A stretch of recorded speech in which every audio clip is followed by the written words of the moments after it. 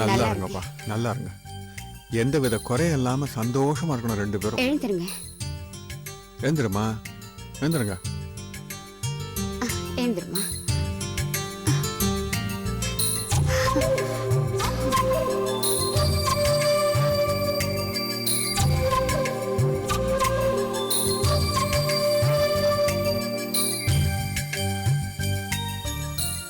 நல்லா இருமா. தேங்க்ஸ்ண்ணா. நீ இல்லைன்னா இந்த கல்யாணமே நடந்திருக்காது. ஏன்டா அப்படிலாம் பேசுற? உனக்கும் அர்ஜுனுக்கும் தான் முடிச்சு போட்டிருந்தா அதை யாராலையும் மாற்ற முடியாது. நீ என்னை சமாதானப்படுத்துறதுக்காக சும்மா ஒரு பேச்சுக்கு சொல்ற. நீ மட்டும் முயற்சி பண்ணலனா டெஃபினட்டா இந்த கல்யாணம் நடந்திருக்காது.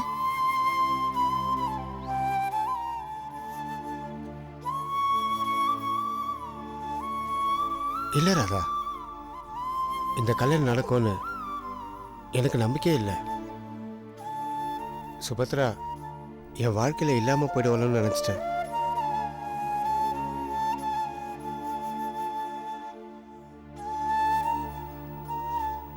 ஆனால் உண்மை எனக்கு தெரியும், இது மாதிரி நடக்கணும்னு தெரியும்.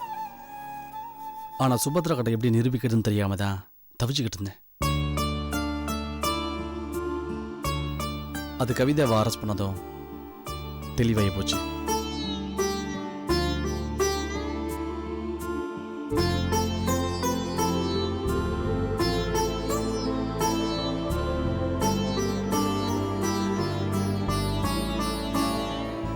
அப்போ நான் கிளம்புறேன்னா?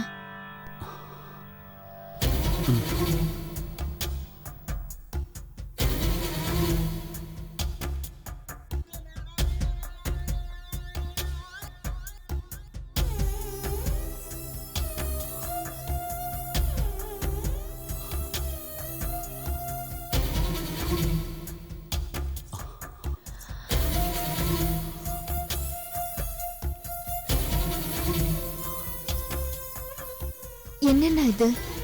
சின்ன பிள்ளையாட்டும். சின்ன புள்ளதான். சின்ன புள்ளையில இருந்து ஒன்னாவே இருந்துட்டோம், ஒன்னாவே படிச்சோம், ஒன்னாவே சாப்பிட்டோம், ஒன்னா விளையாண்டோம், ஒன்னா ஸ்கூலுக்கு போனோம். இப்படி ஒன்னாவே இருந்துச்சு. இப்படி திடீர்னு பிரிஞ்சு போறது முடியலடா, என்னால தாங்க முடியல.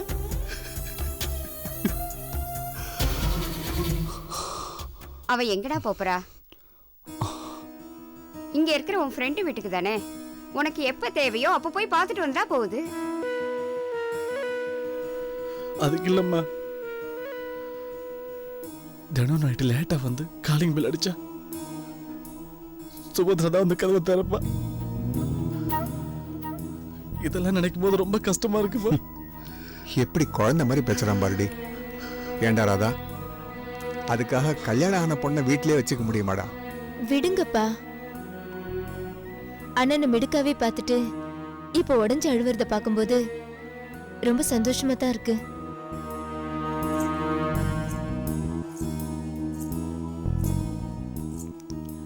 மனசுல அளவுக்கு அதிகமா அன்பு வச்சிருக்கிறவங்க அது வெளியில காட்டிக்க மாட்டாங்கன்னு சொல்லுவாங்க. அது இப்போ அண்ணன் விஷயத்துல சரியா போச்சு.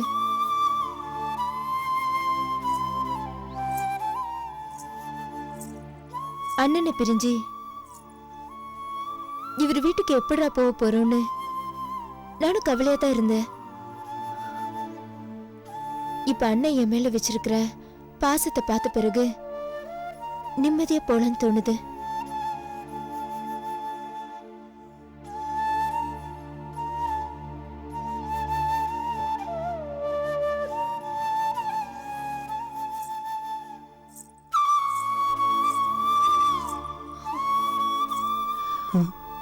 வரேன்ப்பா. அம்மா வரேம்மா. சுபத்ரா,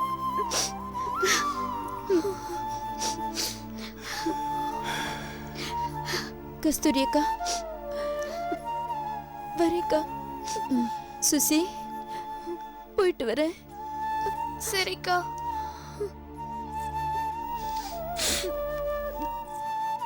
வா போலாம்.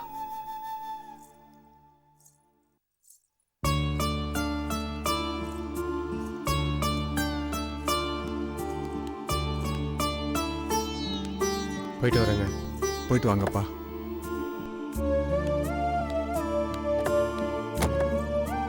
போயிட்டு வரேன். போயிட்டு வரேன்ப்பா. போயிட்டு போயிட்டு வாமா. வாமா. வரேக்கா. போயிட்டு வாமா. பாத்து. பாய்க்கா.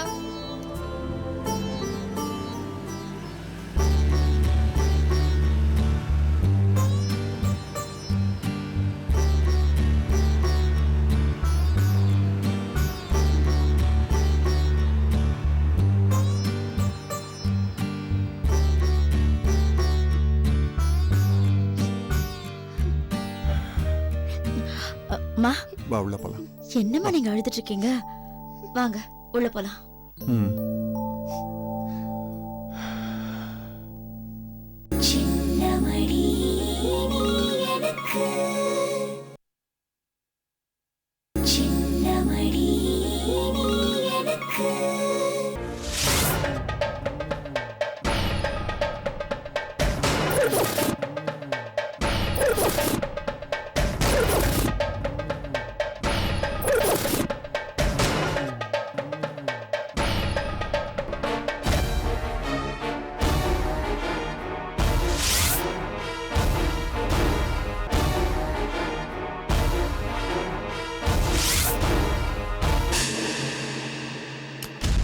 May I come in, sir? Yes come in. Sir. உட்காருங்க. Thank you, sir. என்ன கரிகாலன், இன்பாகிட்ட இருந்து பிரதாப் தேவராஜை பற்றி ஏதாவது தகவல் கிடைச்சிதா? இல்லை சார். இன்பசேகரன் சொன்ன 2-3 இடங்களையும் நம்ம டீமோட போய் சர்ச் பண்ணி பார்த்துட்டோம் சார். அங்கே யாருமே இல்லை. இவங்க வேற எங்கேயோ தப்பிச்சு போயிருப்பாங்கன்னு நினைக்கிறேன் சார். வேற எங்கேயாவதுண்ணே? எங்க? அந்த அட்டம் நடந்த அடுத்த நிமிஷமே சிட்டியில் இருக்கிற எல்லா செக் போஸ்ட்டையும் டைட் பண்ணியாச்சு. அப்புறம் எப்படி தப்பிச்சு போயிருக்க முடியும்? சார், எனக்கு ஒரு ஐடியா தோணுது. என்ன? முதல்ல தேவராஜோட பொண்டாட்டியும் பொண்ணையும் எங்கே இருக்காங்கன்னு கண்டுபிடிச்சி அவங்கள முதல்ல நம்ம கஸ்டடி கொண்டு வந்துட்டா தேவராஜை நம்ம வலையில் சிக்க வைக்கிறது ரொம்ப சுலபமாயிடும் சார். தேவராஜுக்கு தன் பொண்ணு மேலே அதிக பாசம் இருக்குன்னு இன்பசேகரன் சொல்லியிருக்கார் சார். அவங்கள நம்ம கஸ்டடியில் கொண்டு வரதுக்கான ஏற்பாட்டை பண்ணட்டுமா சார்? இதை பாருங்க கரிகாலன், தப்பு பண்ணது தேவராஜ். அவன் பொண்டாட்டியும் பொண்ணு என்ன பாவம் பண்ணாங்க? எதுக்கு அவங்கள குற்றவாளியை சித்தரிக்கணும்? சார், அதுக்கு தானே நீங்கள் இந்த ஃபோட்டோவை கேட்டிருந்தீங்க. ஆமா கேட்டேன். அப்ப தேவராஜ் பொண்டாட்டி பொண்ணை பத்தி எனக்கு தெரியாது கேட்டேன். இப்ப தெரிஞ்சு போச்சு, வேணாம் விட்டுருங்க. சார், என்ன சொல்றீங்க? தேவராஜோட ஃபேமிலி பத்தி உங்களுக்கு தெரியுமா? உங்களுக்கு எல்லாமே விளக்கமா சொல்ல வேண்டியதா இருக்குங்க. இதை பாருங்க, தேவராஜ் பொண்டாட்டியும் பொண்ணையும் அன்னைக்கு குற்றவாளி ஆக்க கூடாதுன்றது எனக்கு தெரியாது. இப்ப தெரியுது, அததான் அப்படி சொன்னேன். போதுமா? Sorry sir. என்ன, என்னையே சந்தேகப்படுறீங்களா? ஐயோ, அதெல்லாம் இல்லை சார். அப்புறம் போங்க, போய் தேவராஜ் பிரதாப்பையும் எப்படி பிடிக்கலான்றத பத்தி யோசிங்க. Yes sir.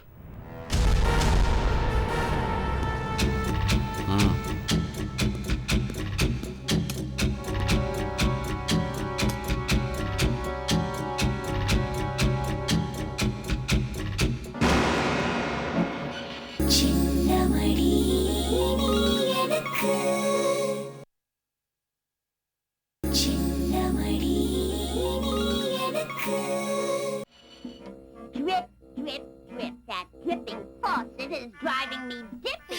Well, why don't you have it fixed? Oh, I wish I thought of that. Now let's see.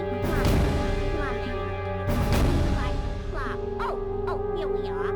Playground, playing cards, plumber.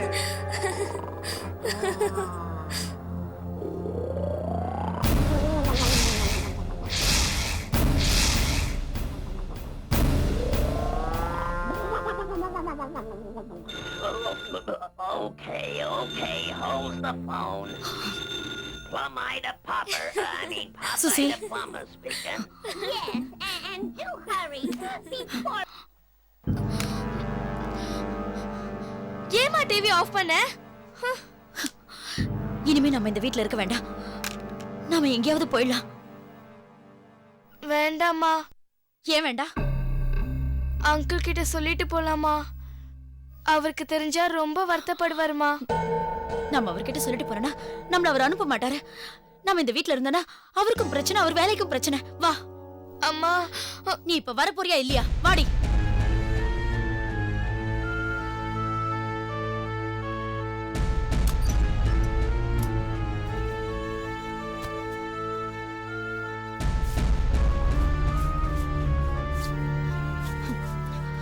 அம்மா வேண்டாம். விடு சுசி, கையை விடு. கேளுமா.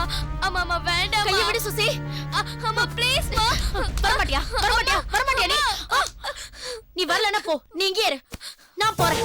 அம்மா.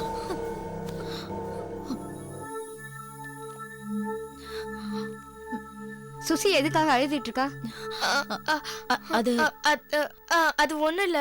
நான் படிக்காம கார்ட்டூன் பார்த்துட்டு இருந்தேன். ராதாகிருஷ்ணன் அங்கிள் உன்னை எவ்வளவு கனவோட படிக்க வைக்கிறாரு. நீ இப்படி பொறுப்பு இல்லாம நடந்துக்கிட்டா எப்படின்னு அடிச்சிட்டாங்க. இங்க வாமா. கஸ்தூரி, குழந்தைங்கன்னா அப்படி இப்படி இருக்கதான் செய்வாங்க. எப்ப பாரு படிச்சுக்கிட்டே இருந்தா அதுங்களுக்கு எரிச்சல் தான் வரும். நானும் 2 குழந்தைங்களை வளர்த்தவதான். கொஞ்சம் படிப்பு கொஞ்சம் விளையாட்டுன்னு இருந்தாதான் அதுங்க மனசும் ரிலாக்ஸ் ஆகும். இப்ப என்ன, நீ டிவி பார்க்கணும் அவ்வளவுதானே? வா, பாட்டி டிவி போட்டு விடுறேன், பாப்ப. இல்ல பாட்டி, எனக்கு இப்ப மூட் இல்ல. சரி, ஓ இஷ்டம். கஸ்தூரி, மறுபடியும் குழந்தைய அடிச்ச அப்புறம் நான் ராதாகிருஷ்ணன்ட்ட சொல்லிடுவேன். அப்புறம் ஓ இஷ்டம். பாத்தியம்மா, அவங்கள விட்டு நம்மளால எப்படிமா போக முடியும்? அங்கிளுக்கு தெரிஞ்சதுன்னா கால் ஆபரேஷன் பண்ணதே வீட்டை விட்டு ஓடுறதுக்கு தானான்னு கேட்டா நம்மளால எப்படிமா தாங்கிக்க முடியும்?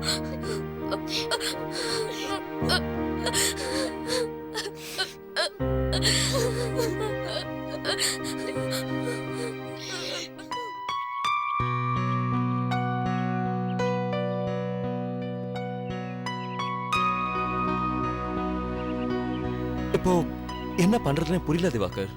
நம்ம எதெல்லாம் நடக்கக்கூடாதுன்னு நினைக்கிறோமோ விதி அதை ரொம்ப சீக்கிரமாகவே நடத்தி வைக்குது சிவா. உண்மையிலே இது ரொம்ப இக்கட்டான நிலைமை தான். பாரும் மீனாவை மீட் பண்ணி இவ்வளோ திக் ஃப்ரெண்ட்ஸ் ஆவாங்கன்னு நான் கனவுல கூட நினைக்கல திவாகர். இப்போ என் தலைக்கு மேல ரெட்டை கத்தி தொங்குது. சாரி சிவா, இந்த நிலைமைக்கு நானும் ஒரு காரணம். நான் அப்படி நினைக்கல திவாகர். மீனாவுக்கு உதவி செய்யணும்னு நினைச்சது உங்களோட இயல்பு, உங்களோட பெருந்தன்மை, அது உங்களோட கேரக்டர். அதை நீங்களே நினைச்சா கூட உங்களால மாத்திக்க முடியாது.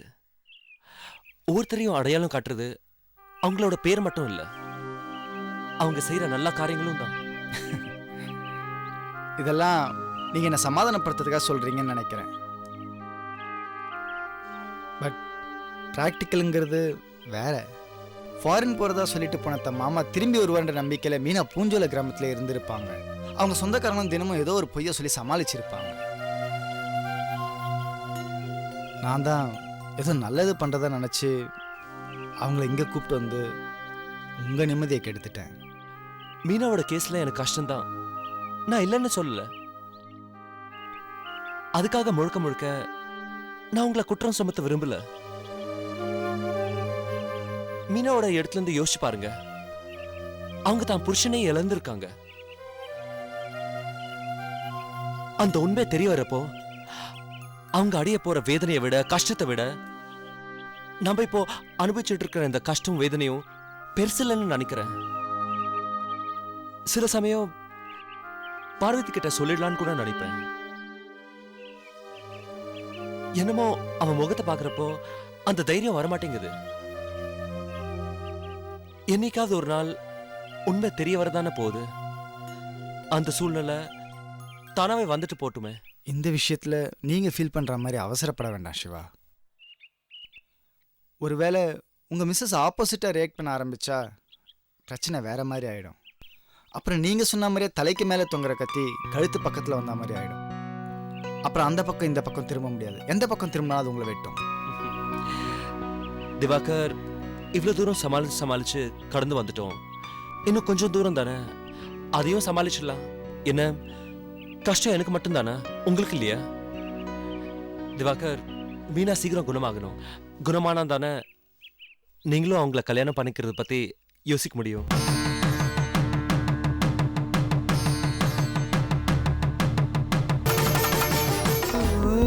மின்னல் ஒளி விழியாலே நெஞ்சை நீ திறந்தா,